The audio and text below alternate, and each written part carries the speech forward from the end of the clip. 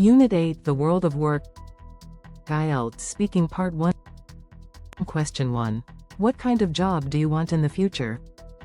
Answer. I would love to work in human resources because I enjoy interacting with people and helping companies find the right job applicants. I also think it would be rewarding to issue guidelines on recruitment and workplace policies.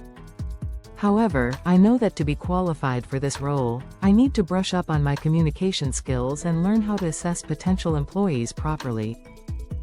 Question 2. What do you think is important when applying for a job? Answer. First of all, you need to show your keenness and enthusiasm to make a good impression. Employers don't want to hire someone who just rambles on about themselves without proving why they're right for the job.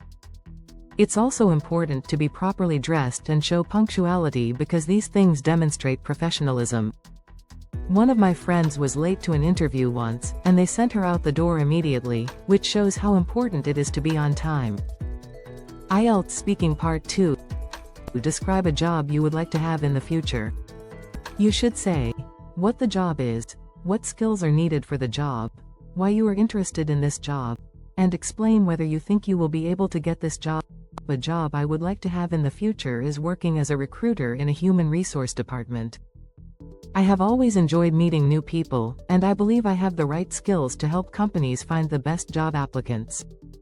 To be a good recruiter, you need to enhance your skills in communication and decision-making.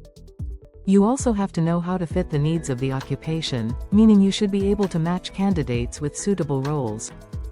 I think it's also important to prepare ahead of time before interviews so that you can ask the right questions and assess applicants fairly. I am interested in this job because I love working with people and helping them find career opportunities. Also, I know that recruitment is flooded with competition, so there will always be demand for HR professionals. I believe I have a good chance of getting this job because I am planning to study business and relate specific examples of my leadership and teamwork skills in future interviews. If I keep working on my professional development, I'm confident I will be fit for the job in the future. IELTS Speaking Part 3. Question 1. What are the most important qualities of a good employee? Answer. A good employee should be responsible, adaptable, and always indicate an interest in learning new things. Employers look for people who can show their aptitudes in problem-solving and teamwork. Also, professionalism matters a lot. If a candidate oversteps a place by using inappropriate slang words in an interview, it can make a bad impression. I think the best employees are those who can fit the needs of the occupation while maintaining professionalism and modesty. Question 2.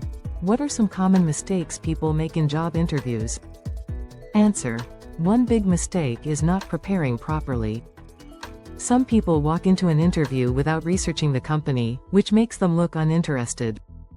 Others ramble on about their personal lives instead of focusing on their skills. Another mistake is failing to look well-groomed or dressing too casually. Employers want someone who shows punctuality and looks professional, not someone who seems careless.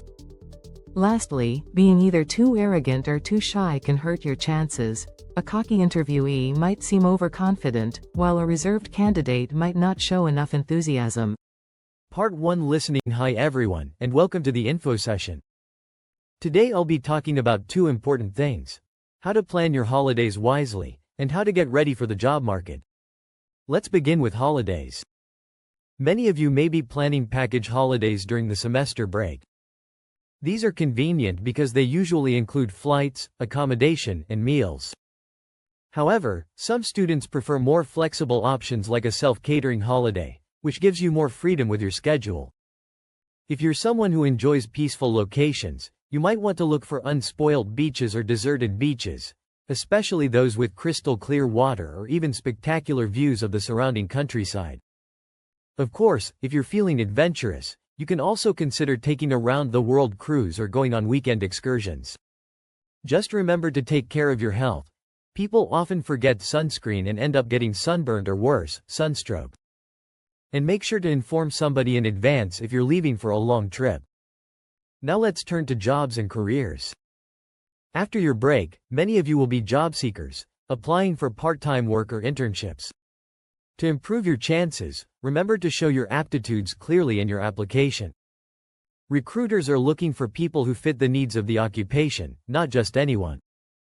Be sure to include your skills and experience, and try to enhance your skills through extra training if needed. During interviews, nonverbal communication also matters a lot. Your posture, handshake, and eye contact can create a strong nonverbal impression. And don't forget, even casual dress codes should still look neat and professional. In the next phase, job applicants may be asked to take short tests during the testing phase of the hiring process. After that comes the final stage of the process, which usually includes interviews with a former employer or someone from the human resource department. If you're lucky, you may even win a dealership or get a permanent offer. That's all for now. Good luck with your holidays and job search. Part 2: Reading, finding the right fit. Applying for jobs and taking breaks. Applying for a job can be stressful, especially for new job seekers or candidates for the election of a competitive position.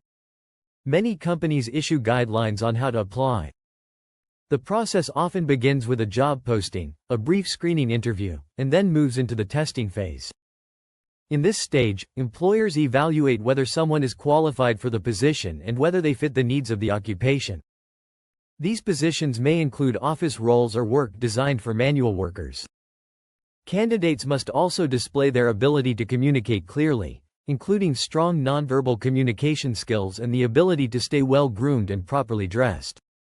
At the final stage of the process, interviews are usually conducted by someone from the Human Resources Department or occasionally a former employer.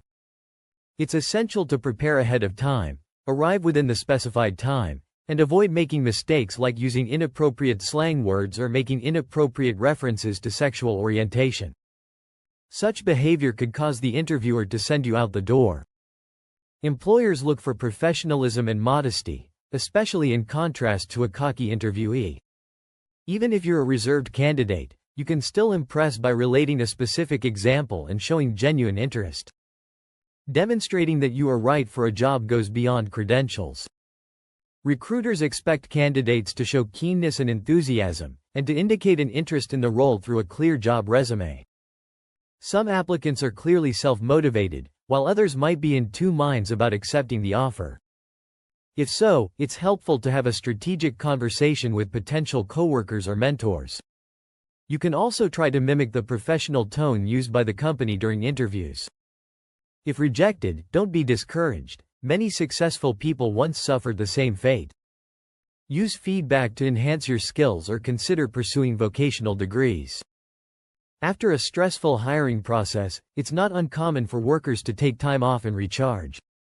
Some choose to travel. Perhaps a voyage to space or around-the-world cruise is a dream, but more often people enjoy package holidays, weekend excursions, or a car journey through the countryside. Some prefer a self-catering holiday, while others go on pilgrimages for spiritual reasons.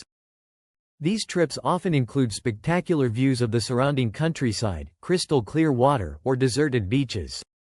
However, tourists should take care to inform somebody in advance of their plans and bring sun protection, or risk getting sunburned or sunstroke.